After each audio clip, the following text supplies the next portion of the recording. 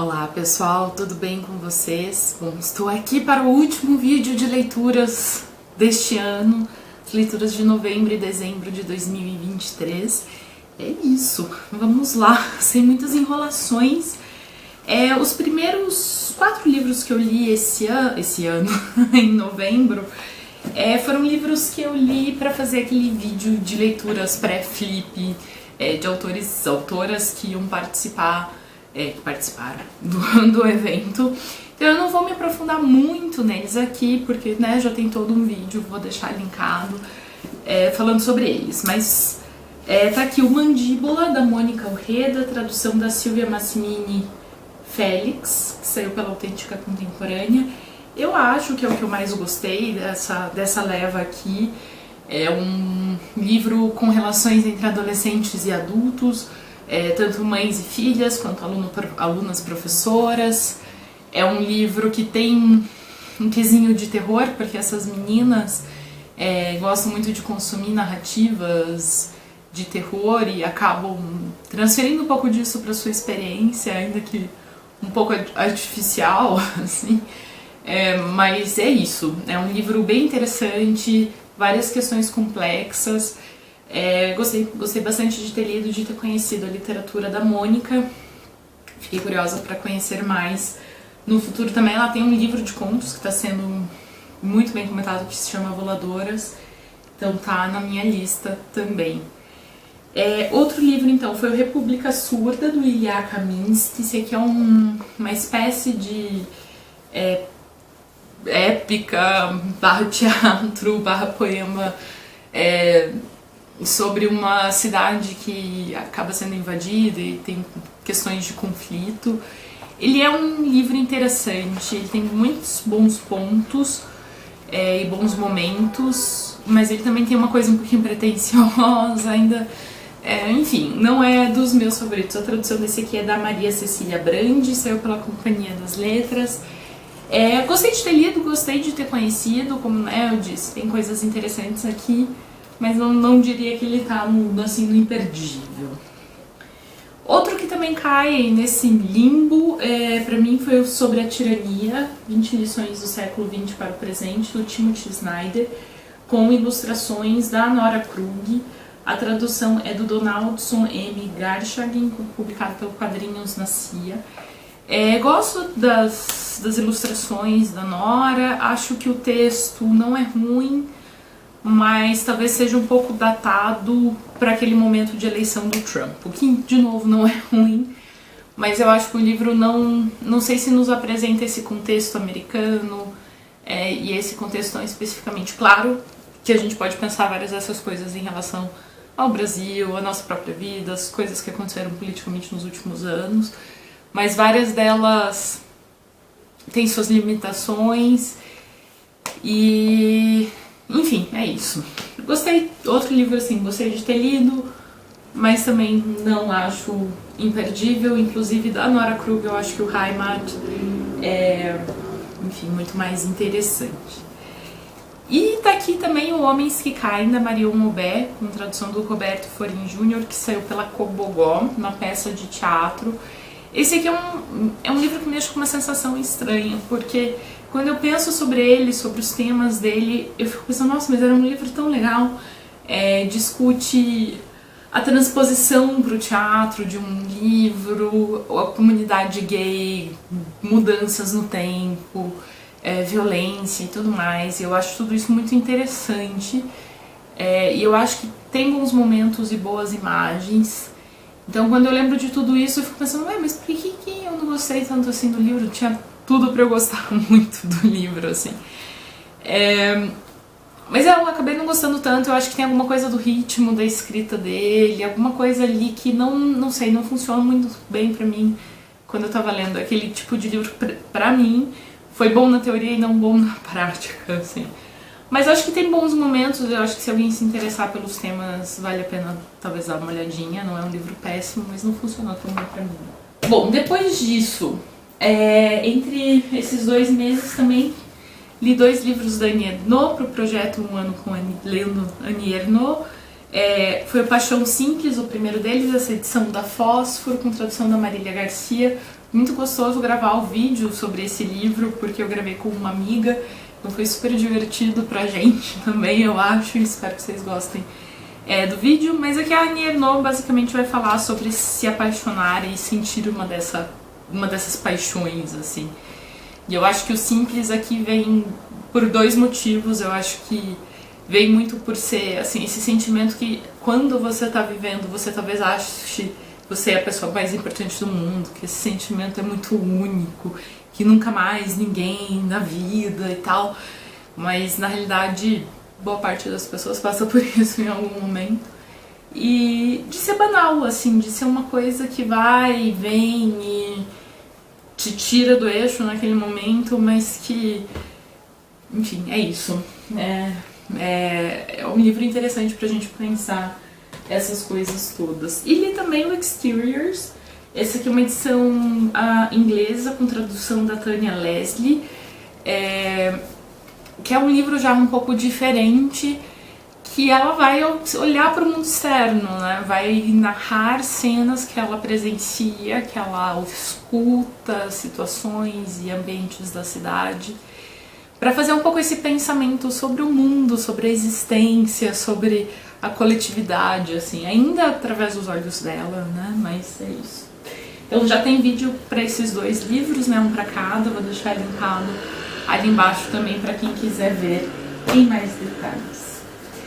Um livro que eu li e gostei bastante de ter lido foi O Segredo da Força Sobre-Humana, da Alison Bechdel, Ser pela Todavia, com tradução da Carol Ben-Simon. Eu gosto muito, muito, muito da Bechdel. Os meus favoritos dela são Fun Home e... Ai, como é que se chama? O Essencial de Perigosas Sapatas. São, acho que, os meus favoritos dela.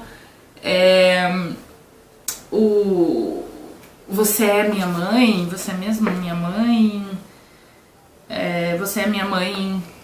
Talvez eu tenha que ler de novo, mas é um que eu dialoguei um pouco menos. E esse aqui, eu demorei um pouquinho pra chegar nele. Ele já tinha sido lançado ano passado, eu acho. Foi 2023, foi esse ano. Eu demorei um pouquinho pra chegar nele, assim, porque a princípio esse tema de esportes não me interessa muito, mas óbvio que eu devia saber que ele era legal, porque, enfim, é ela, né? Ela vai falar muito sobre esportes e os esportes que ela foi fazendo em cada momento da vida, e essa vontade dela de desenvolver um corpo e uma força. Mas eu acho que ela fala muito sobre isso em relação à vida pessoal dela e os momentos que ela estava passando como pessoa. E mais do que isso, eu acho que ela consegue fazer uma leve história cultural dos esportes, porque ela também vai apresentando as tendências de cada momento dentro de um contexto, o que mais estava acontecendo e tal. E isso foi muito interessante pra mim, porque ela não tá falando exatamente sobre os esportes, assim. Ela tá falando sobre esse entorno dos esportes, e isso pra mim foi maravilhoso. Gostei muito, muito, muito de ter lido o livro. Achei as cores também muito, muito legais, assim, o quadrinho em si é muito legal. Então foi ótimo, gostei muito e recomendo bastante também. Depois disso, um livro que eu fiquei lendo há algum tempo, comecei em novembro, terminei só agora em dezembro, que foi Irmãs da Revolução, uma antologia de ficção especulativa feminista, organização da Anne e do Jeff Vandermeer, eles são um casal. É a tradução da Márcia Mann. Gostei muito, muito, muito desse livro. É basicamente uma antologia de ficção especulativa feminista. Então a gente vai ter contos aqui mais da distopia, mais da ficção científica, alguns que vão misturar um pouco esses gêneros, e para muitos caminhos diferentes, assim, muitos o nosso mundo mesmo com um toquezinho sobrenatural, outros com coisas completamente diferentes, e ele varia muito entre os contos, assim, isso tudo eu achei muito legal. Eu acho que tem, como muitas antologias, tem um problema de seleção. Eu acho que a maioria das escritoras que eles selecionaram escrevem em língua inglesa ou escreveram parte da sua obra em língua inglesa. É assim, né? É o limite da pessoa que está fazendo também a antologia de o que essa pessoa é capaz de conhecer, né? Então, eu entendo que é uma característica talvez meio intrínseca, né? De se ter uma antologia. Mas enfim, né? Eu acho que vale a pena ser dito para não criar expectativas também em relação a isso.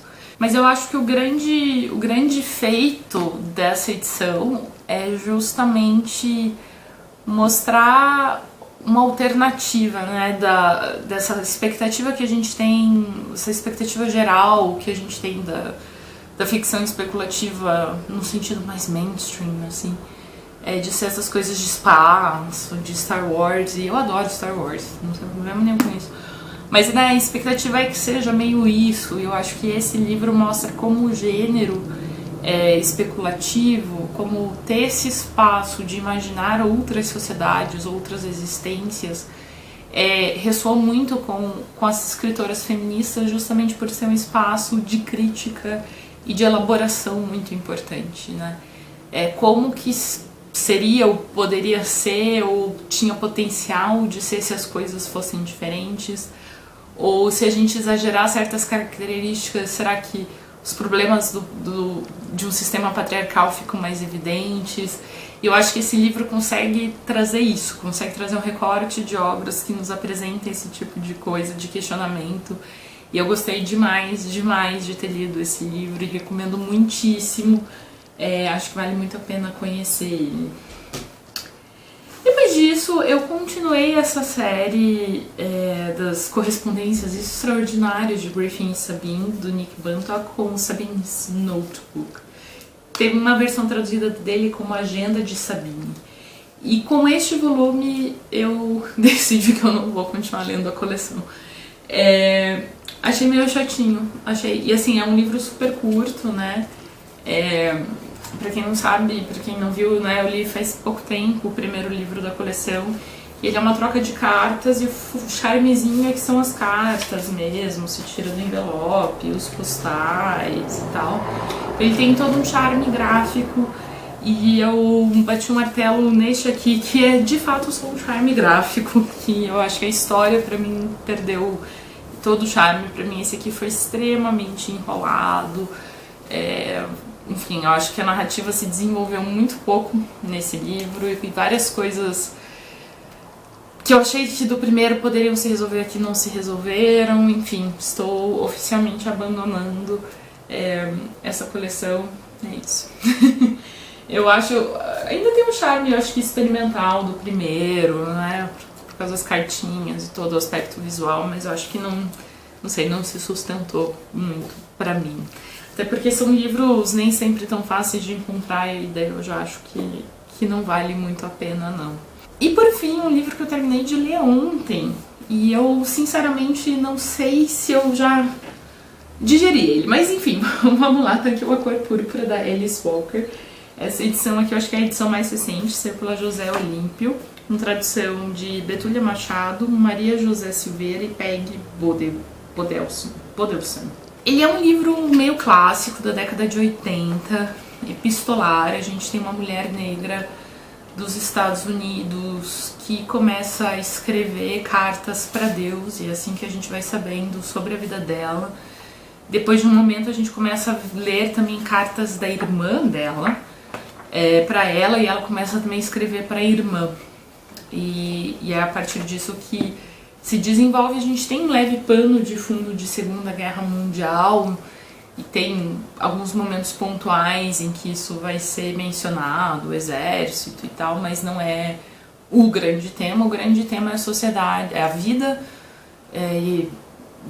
dos negros na sociedade americana, basicamente isso. Ele é um livro interessante, é um livro com um trabalho de escrita interessante e um pipinão de tradução para a criação dessa linguagem. E eu acho que a autora tenta colocar muitas camadas no livro, no sentido de muitos acontecimentos, assim. Então a gente vai ter a moça estuprada jovem que é separada de seus filhos, estuprada por pessoas da família, então, né, tem isso, que é forçada a casar com alguém para sair de casa, a irmã que consegue escapar disso tudo.